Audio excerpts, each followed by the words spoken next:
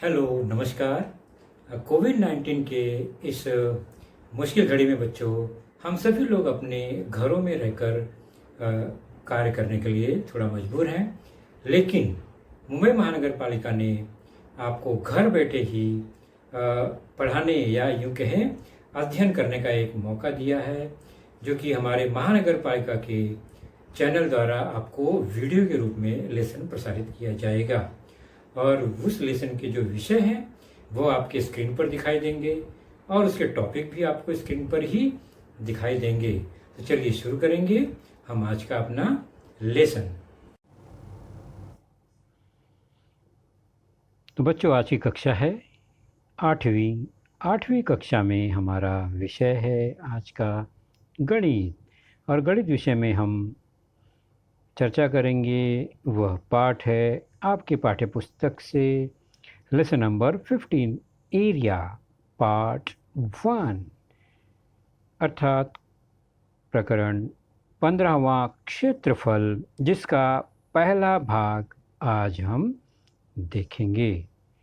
और मैं हूं आपका वर्चुअल मार्गदर्शक अजय कुमार मौर्य, MCGM के वर्चुअल क्लासरूम दादर से। तो सबसे पहले क्षेत्रफल क्या है, एरिया क्या होता है। तो बच्चों, हमने पिछली कक्षाओं में कुछ भूमितीय आकृतियों के क्षेत्रफल के सूत्र को देखा था, जिसमें हमने इन 3 आकृतियों के क्षेत्रफल को समझा और इससे संबंधित प्रश्नों को हल किया था, जिसमें पहली आकृति आयत, फिर वर्ग और उसके बाद त्रिभुज। तो इन आकृतियों के से घिरी हुई जो ये समतल भाग है, पृष्ठभाग है, इसी को इन आकृतियों का क्षेत्रफल कहते हैं। यानी इन आकृतियों के अंतर्गत जो क्षेत्र आता है उसका ही मापन क्षेत्रफल होता है। तो चाहे वो आयताकार क्षेत्र हो, चाहे वो वर्गाकार क्षेत्र हो, चाहे वह त्रिभुजाकार क्षेत्र हो, उसके मापन को ही क्षेत्रफल कहते हैं। और इनमें सामान्य तौर पर 2 विभागों का, डायमेंशन का गुणा होता है। इसलिए इनमें इनकी इकाई में भी 2 इकाइयों का, समान इकाइयों का गुणा होता है। तो इसलिए वर्ग इकाई, इसका क्षेत्रफल की जो इकाई है वो वर्ग इकाई होती है, क्योंकि 2 डायमेंशन का गुणा है। तो आकृति द्वारा घेरे गए समतल भाग यहाँ देख रहे हैं आप, या क्षेत्र के मापन को ही उस आकृति का क्षेत्रफल कहते हैं। जैसे ये आयत है, नाम है मान लीजिए इसका ABCD, तो उसकी लंबाई L और चौड़ाई अगर B रखें तो इसके क्षेत्र का क्षेत्रफल होगा लंबाई गुणे चौड़ाई। तो इसकी भुजाओं द्वारा घेरी गई ये समतल भाग ही उसका क्षेत्रफल है। आयत का क्षेत्रफल हमने जाना, उसकी लंबाई और उसकी चौड़ाई का गुणनफल होता है। तो लंबाई गुणे चौड़ाई, अगर लंबाई L और चौड़ाई को B रखें तो यह सूत्र रूप में बन जाएगा L गुणे B। आयत का क्षेत्रफल L गुणे B, ये हमने देखा है, जाना है और इससे संबंधित प्रश्नों को हल किया है पिछली कक्षाओं में। उसी प्रकार दूसरी आकृति वर्ग, मान लीजिए इस आकृति का नाम वर्ग ABCD है। चारों भुजाएं समान होती हैं इसकी, तो एक भुजा अगर A है, सभी भुजा A होगी। इसकी लंबाई चौड़ाई A गुणे A ही होगी, अर्थात इसका जो क्षेत्र है उसका क्षेत्रफल होगा भुजा गुणे भुजा, क्योंकि दोनों लंबाई और चौड़ाई दोनों भुजा ही है समान। तो भुजा गुणे भुजा या भुजा का वर्ग। अगर भुजा की लंबाई A तो सूत्र बन जाएगा A का वर्ग। तो वर्ग का क्षेत्रफल बराबर उसकी भुजा का वर्ग या ए का वर्ग संकेत के रूप में। तीसरी आकृति जिस पर हमने चर्चा की है अब तक वह है त्रिभुज का क्षेत्रफल। ए बी सी यह त्रिभुज है। अगर ये समकोण त्रिभुज है तो उसका क्षेत्रफल उसकी जो आधार या समकोण बनाने वाली जो भुजा है बी सी और ए बी, इससे ये समकोण बनता है। तो समकोण बनाने वाली भुजाओं का गुणनफल का आधा यानी 1/2 गुणे समकोण बनाने वाली दोनों भुजाओं का गुणनफल। अगर दोनों भुजाएं बी और एच हैं, आधार भी बी, ऊंचाई भी एच है, तो क्षेत्रफल बन जाएगा 1/2 गुणे आधार गुणे ऊंचाई या बी गुणे एच। तो समकोण त्रिभुज का क्षेत्रफल अर्थात 1/2 समकोण बनाने वाली दोनों भुजाओं का गुणनफल। समकोण बनाने वाली भुजाएं अगर बी और एच हैं तो 1/2 बी गुणे एच। उसी प्रकार एक अन्य त्रिभुज में भी यही सूत्र लागू होता है। यह एक समकोण त्रिभुज, एक समकोण त्रिभुज के अलावा एक त्रिभुज और यह कोई तीसरा त्रिभुज है। हर त्रिभुज में एक आधार तो उस पर शीर्ष से खींचा गया लंब उसकी ऊंचाई होती है। यहाँ तीनों त्रिभुज में आधार और ऊंचाई दिखाई गई है। आधार बी से, ऊंचाई एच से। तो हर त्रिभुज का एक आधार एक भुजा को माने तो उसकी एक ऊंचाई भी बनती है। तो उस हिसाब से सामान्य किसी भी त्रिभुज का ये क्षेत्र का जो फल है, क्षेत्रफल है, मापन है, वह 1/2 आधार गुणे उसकी ऊंचाई ही होती है। यह सूत्र हमें पता है, हमने इस पर चर्चा की है। तो याद रखना है त्रिभुज का क्षेत्रफल 1/2 आधार गुणे ऊंचाई, आयत का क्षेत्रफल लंबाई गुणे चौड़ाई, वर्ग का क्षेत्रफल भुजा गुणे भुजा। तो हमने अब तक इन तीन आकृतियों के क्षेत्रफल के सूत्र को समझा है। आयत का क्षेत्रफल लंबाई गुणे चौड़ाई, वर्ग का क्षेत्रफल भुजा का वर्ग, और तीसरा है त्रिभुज का क्षेत्रफल, वह है 1/2 आधार गुणे उसकी ऊंचाई। आगे हम क्षेत्रफल से संबंधित कुछ अन्य आकृतियों पर चर्चा करेंगे। वह है एरिया ऑफ पैरेललोग्राम अर्थात समांतर चतुर्भुज का क्षेत्रफल। दूसरा है एरिया ऑफ रोम्बस अर्थात समचतुर्भुज का क्षेत्रफल। और तीसरी आकृति वह है ट्रेपेजियम, तो समलंब चतुर्भुज का क्षेत्रफल। पहली आकृति है समांतर चतुर्भुज, उसके क्षेत्रफल के संबंधित हम चर्चा करते हैं।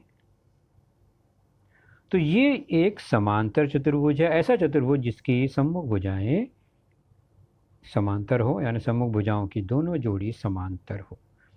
क्योंकि आयत का क्षेत्रफल हमें पता है लंबाई गुणे चौड़ाई, उसी के आधार से हम समांतर चतुर्भुज का क्षेत्रफल का सूत्र ज्ञात करेंगे।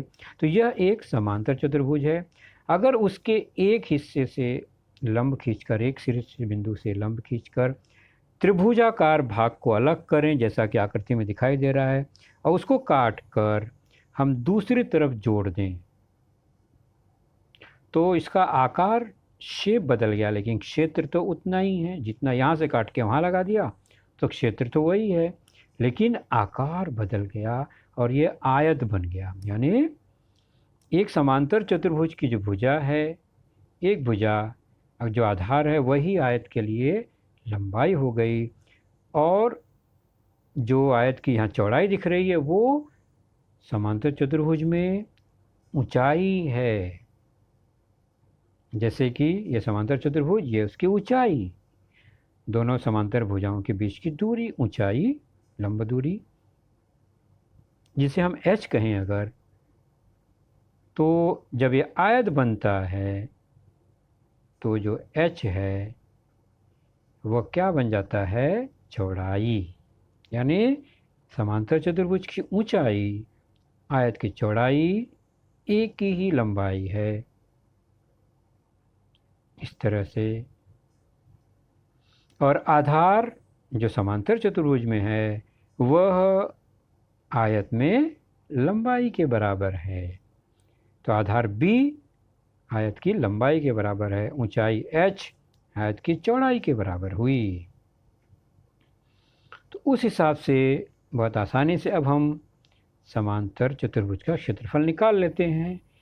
तो समांतर चतुर्भुज का क्षेत्रफल उसी आधार और ऊंचाई के आयत के बराबर होता है।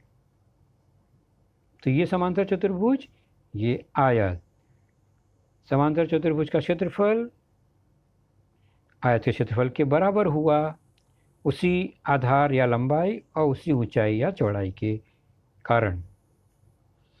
तो चूंकि आयत की लंबाई और चौड़ाई होने पर उसका क्षेत्रफल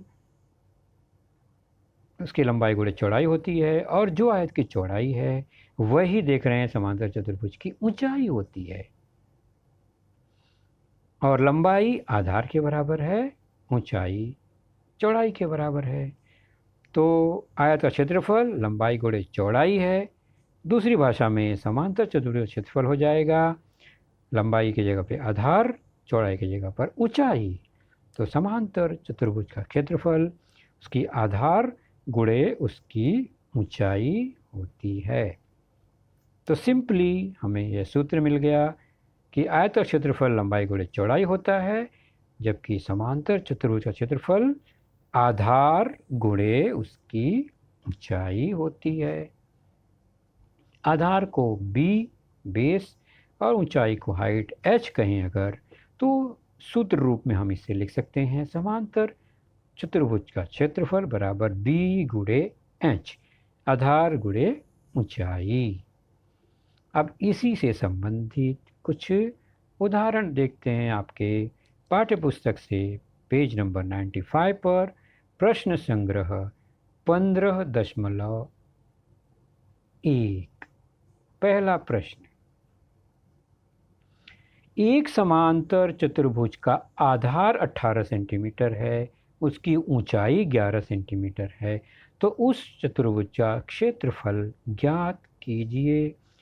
तो जो जानकारी दी गई है पहले उसको लिखते हैं। आधार 18 सेंटीमीटर, ऊंचाई 11 सेंटीमीटर, और हमें पता है समांतर चतुर्भुज का क्षेत्रफल बराबर आधार गुणे उसकी ऊंचाई। ये सूत्र हमें पता ही है। अब क्या करेंगे, इसी सूत्र में हम मान रखेंगे। तो समांतर चतुर्भुज का क्षेत्रफल बराबर आधार है यहाँ पर 18, ऊंचाई है 11, दोनों का गुणनफल 18 गुणे 11 गुणा कर लेंगे, जो भी मान आएगा वही होगा इस समांतर चतुर्भुज का क्षेत्रफल। और यहाँ 198 आ रहा है। क्षेत्रफल की इकाई, चूंकि लंबाइयों की इकाई सेंटीमीटर है, तो 2 बार सेंटीमीटर का गुणा हुआ है तो वर्ग बन जाएगा सेंटीमीटर वर्ग या वर्ग सेंटीमीटर। तो क्षेत्रफल हमेशा वर्ग लिखकर फिर उस लंबाइयों की इकाई को लिखा जाता है। तो हमें मिला यहाँ पर समांतर चतुर्भुज का क्षेत्रफल बराबर 198 वर्ग सेंटीमीटर। दूसरा उदाहरण देखते हैं। एक समांतर चतुर्भुज का क्षेत्रफल दिया है 29.6 वर्ग सेंटीमीटर और आधार 8 सेंटीमीटर है, तो उस चतुर्भुज की ऊंचाई ज्ञात करो। तो दिया गया है क्षेत्रफल ए, हमने मान लिया उसको 29.6 वर्ग सेंटीमीटर, आधार बेस को हमने 8 सेंटीमीटर यहाँ लिख दिया। तो चूंकि समांतर चतुर्भुज से संबंधित है सूत्र वही लगेगा, समांतर चतुर्भुज का क्षेत्रफल बराबर आधार गुणे उसकी ऊंचाई। जो जो मान दिया गया है उसको हम लिख लेंगे। क्षेत्रफल का मान यहाँ दिया गया है तो उसको हम लिखेंगे क्षेत्रफल के स्थान पर, और आधार का मान 8 दिया गया है तो आधार की जगह पर उसको लिखेंगे, गुणे उसकी ऊंचाई, और ऊंचाई हमें ज्ञात करनी है, इसलिए ऊंचाई बराबर, तो यह एक पक्षांतर हो जाएगा, 8 से भाग देंगे दोनों पक्षों में तो 29.6 बटे 8 हो जाएगा। पक्षांतर से भी 8 नीचे आ जाएगा, भाग हो जाएगा। दशमलव को हटाकर हम 29.6 को 296 बटे 10 से 8 का गुणा 80 हो जाएगा। काट देंगे 8 से, 8 दहा में 80, और 8 से काटेंगे इसको तो ये दहा में, और 8 त्रिक 24, 8 सते 56, 37 बटा 10 आया। बटा 10 होने के कारण एक अंक के बाद 3.7 ऊंचाई आ गई, इसलिए इस समांतर चतुर्भुज की ऊंचाई हुई 3.7 सेंटीमीटर, क्योंकि इकाइयाँ सेंटीमीटर में है। तो इस तरह से क्षेत्रफल दिया गया है, आधार दिया गया है, तो ऊंचाई ज्ञात कर सकते हैं। तो क्षेत्रफल, आधार, ऊंचाई, इन 3 घटकों में से कोई भी 2 घटक दिया गया है तो हम तीसरा आसानी से प्राप्त कर सकते हैं। इसी प्रश्न संग्रह का तीसरा उदाहरण देखते हैं। एक समांतर चतुर्भुज का क्षेत्रफल दिया गया है 83.2 वर्ग सेंटीमीटर, ऊंचाई दी गई है 6.4 सेंटीमीटर, तो हमें आधार की लंबाई ज्ञात करनी है। बिल्कुल पहले जैसा प्रश्न है, यहाँ पर आधार पूछा गया है, ऊंचाई दी गई है। प्रश्न बिल्कुल वैसा ही रहेगा, क्षेत्रफल और ऊंचाई दिया गया है।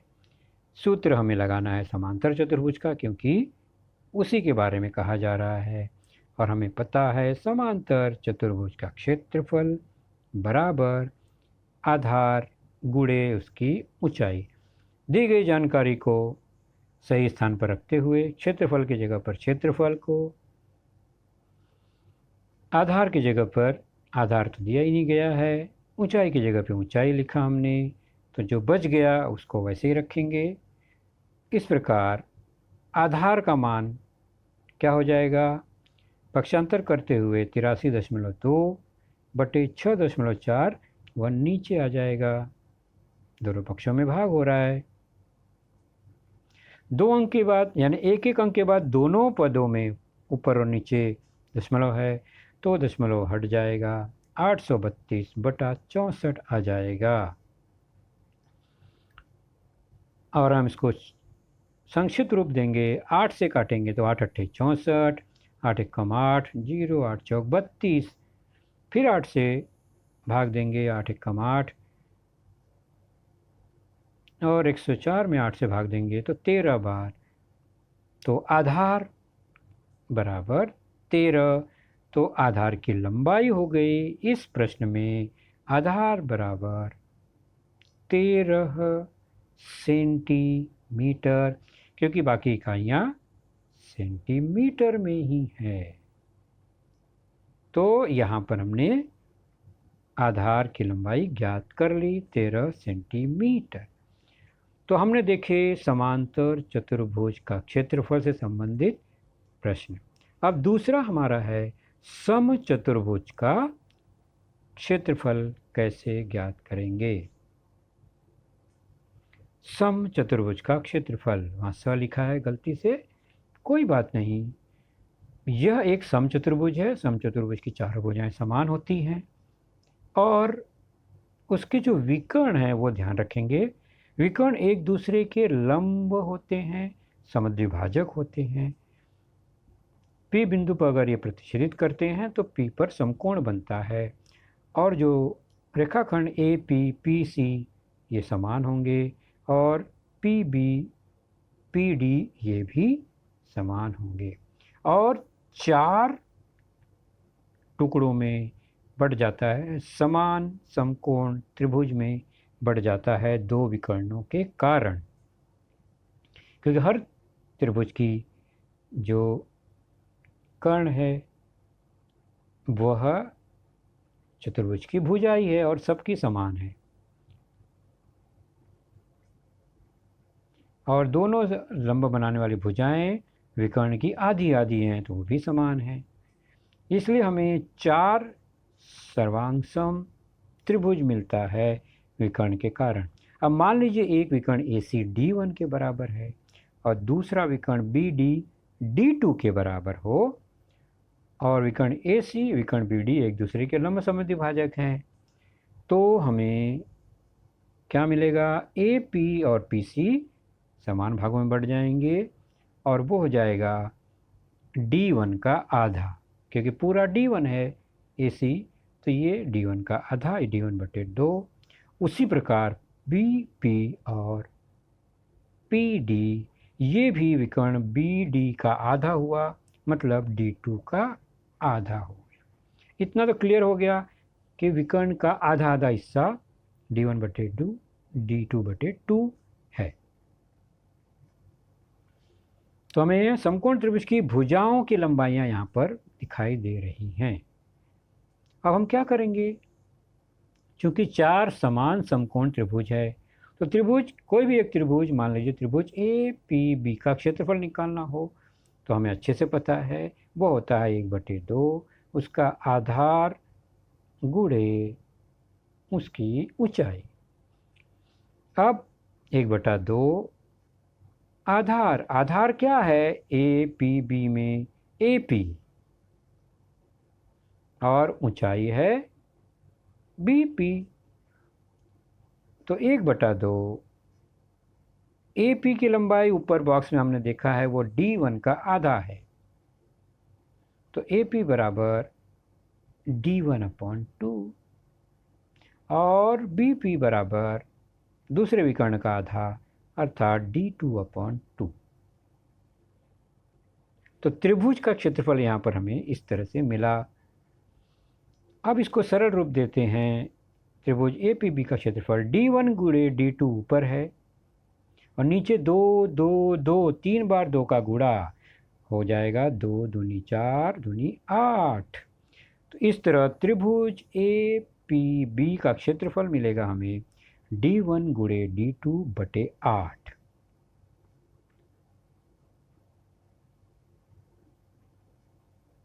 चलिए अब इसी त्रिभुज के द्वारा हम क्या ज्ञात करेंगे? समचतुर्भुज ABCD का क्षेत्रफल, और कितने के बराबर होगा? चारों समकोण त्रिभुज का योगफल, और चारों त्रिभुज समान है, अर्थात त्रिभुज APB का 4 गुना उसके क्षेत्रफल का 4 गुना, तो 4 गुणे त्रिभुज APB होगा। एक त्रिभुज का हमें पता है, चारों त्रिभुज का मिला देंगे तो समचतुर्भुज का क्षेत्रफल हो जाएगा ये। तो उस हिसाब से यह क्या हुआ? समचतुर्भुज ABCD का क्षेत्रफल हुआ 4 गुणे त्रिभुज APB का क्षेत्रफल है D1 गुणे D2/8, हमने अभी देखा।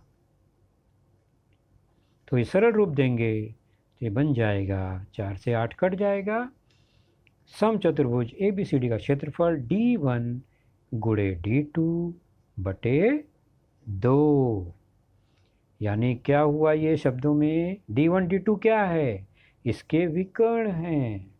तो समचतुर्भुज ABCD का क्षेत्रफल हो गया यहाँ पर 1/2 D1 D2 के गुणनफल का आधा/2 है ना, तो आधा को हम बाहर लिख लेते हैं, D1 गुणे D2 दोनों विकर्णों का गुणनफल। तो 1/2 गुणे D1 गुणे D2, अर्थात शाब्दिक रूप में किसी भी समचतुर्भुज का क्षेत्रफल बराबर होता है 1/2 गुणे पहला विकर्ण गुणे दूसरा विकर्ण, यानी विकर्ण की लंबाई से ही हम क्षेत्रफल आसानी से ज्ञात कर लेंगे। तो 1/2 दोनों विकर्णों के गुणनफल का आधा, यही होता है समचतुर्भुज का क्षेत्रफल। तो इससे संबंधित एक प्रश्न लेते हैं। प्रश्न संग्रह 15.2 पेज नंबर 97 आपके पाठ्य पुस्तक में। पहला प्रश्न, किसी समचतुर्भुज के विकर्णों की लंबाइयाँ 15 सेंटीमीटर तथा 24 सेंटीमीटर हो तो चतुर्भुज का क्षेत्रफल कितना होगा। दिया गया है विकर्णों की लंबाई है। मान लिया विकर्ण पहला 15 सेंटीमीटर, विकर्ण दूसरा 24 सेंटीमीटर, और हमें अच्छे से पता है समचतुर्भुज का क्षेत्रफल क्या है, 1/2। अभी हमने किया 1/2 गुणे उनके विकर्णों का गुणनफल, विकर्णों का गुणनफल। और अब हमें पता ही है दोनों विकर्ण क्या है, तो 1/2 गुणे विकर्ण मतलब पहला विकर्ण गुणे दूसरा विकर्ण, और वो है 15 गुणे दूसरा विकर्ण है 24। सरल रूप देंगे, 2 से कट जाएगा, 24 12 बार, 12 गुणे 15 बच गया, 12 में 15 का गुणा होगा या 15 में 12 का गुणा होगा, तो हमें मिलेगा 180 वर्ग सेंटीमीटर। क्षेत्रफल है तो वर्ग लगाना बहुत ज़रूरी है, केवल सेंटीमीटर से काम नहीं चलेगा। इस प्रकार इस समचतुर्भुज का क्षेत्रफल हुआ 180 वर्ग सेंटीमीटर। बहुत अच्छा, तो हमने समचतुर्भुज के विकर्ण से क्षेत्रफल ज्ञात किया। एक उदाहरण और देख लेते हैं इसी प्रश्न संग्रह का तीसरा। ध्यान से देखिए, इसमें विकर्ण की लंबाइयाँ दोनों नहीं दी गई हैं। किसी समचतुर्भुज की परिमिति दी गई है 100 सेंटीमीटर, विकर्ण एक दिया गया है 48 सेंटीमीटर, तो उस चतुर्भुज का क्षेत्रफल कितना होगा। सबसे पहले क्या दिया गया है, समचतुर्भुज की परिमिति 100 और कोई भी एक विकर्ण दिया है 48। हम इसी को मानकर आगे बढ़ेंगे। सबसे पहले ये परिमिति क्या होती है, तो चारों भुजाओं का योगफल या भुजा गुणे 4 समचतुर्भुज की, तो 4 गुणे भुजा यह परिमिति हो गई। अब चूंकि 4 गुणे भुजा यह परिमिति दी गई है 100, इसका मतलब भुजा कितनी हो जाएगी, 4 से भाग दे देंगे 100 में, वह हो जाएगा 25 सेंटीमीटर एक भुजा। तो एक भुजा 25 और एक विकर्ण 48 दिया गया है, उसी से हम क्या करते हैं, आकृति बनाते हैं। यह है समचतुर्भुज, एक विकर्ण 48 दिया गया है, दूसरा विकर्ण हमें पता नहीं है, नाम लिख लेते हैं ABCD। ई पर व समकोण पर प्रतिच्छेदित करते हैं। भुजाएं 25 25 हैं, हमने अभी ज्ञात किया, और विकर्ण दिया गया है 48। मान लीजिए AC जो विकर्ण है वो 48 है, तो AE उसका आधा हो गया 24, EC उसका आधा हो गया 24। हमने देखा विकर्ण जो होते हैं एक दूसरे के लंब समद्विभाजक होते हैं, तो आधे आधे बढ़ जाते हैं।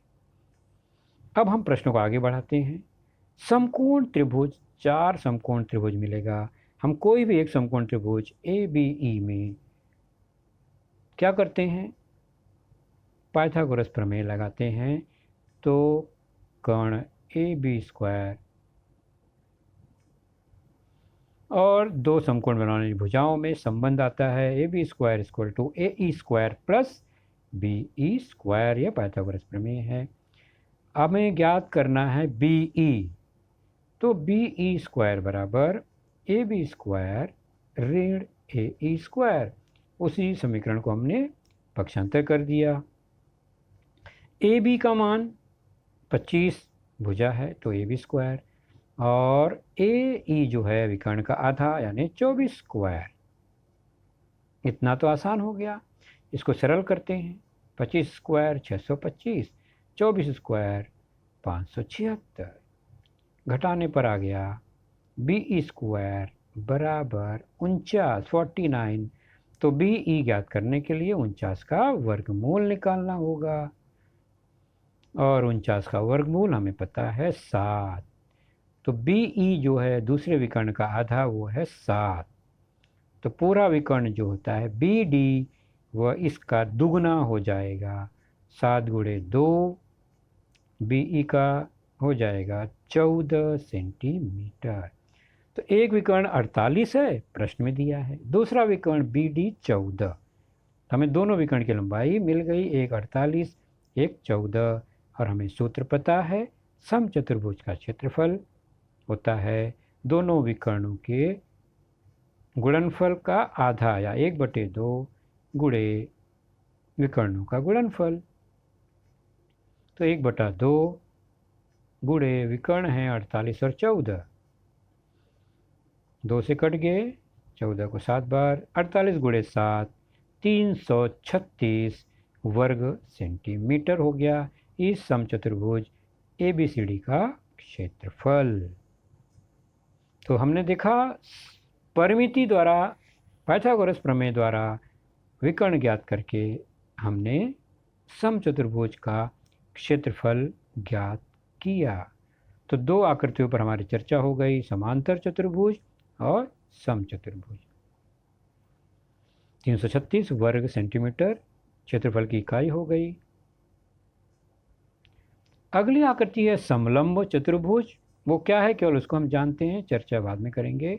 ऐसा चतुर्भुज जिसकी सम्मुख भुजाओं की एक ही जोड़ी समांतर हो, जैसे कि ये आकृति है।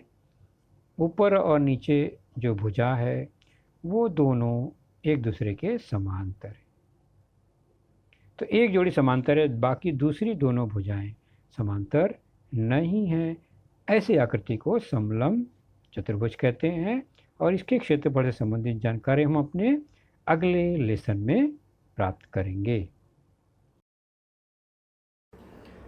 तो बच्चों, आपने देखा आज का लेसन, उसके प्रमुख मुद्दों को ध्यान से बार बार दोबारा देखकर समझने का प्रयास कीजिए, क्योंकि एक बार देखने पर किसी को भी वो पूरा मुद्दा समझ में नहीं आता। तो जैसे ही हम 2 बार 3 बार देखेंगे तो हमें वह समझ में आने लगेगा। और इसके आगे की जानकारी जो होगी बच्चों, वह निश्चित ही हमारे अगले वीडियो में होगी। तो उस वीडियो को देखने के लिए, उसकी सूचना प्राप्त करने के लिए जो नीचे सब्सक्राइब का बटन होता है उसे ज़रूर प्रेस कीजिए और नोटिफिकेशन ऑन रखिए, ताकि जैसे ही हमारा लेसन चैनल पर डाला जाएगा आपको वह तुरंत प्राप्त होगा। तो अपना ख्याल रखिए, सुरक्षित रहिए। Thank you.